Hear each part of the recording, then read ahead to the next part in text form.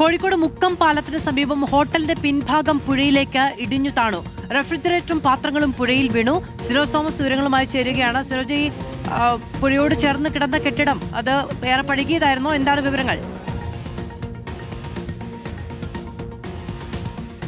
മാധു, ഇതൊരു ചായക്കടയാണ്. മുക്കം കടവ് പാലത്തിന് സമീപത്ത് ബാബു എന്ന വ്യക്തിയുടെ പേരുള്ള ചായ് ചൗക്ക് എന്ന പേരിലുള്ള ചെറിയൊരു ഹോട്ടലാണ്.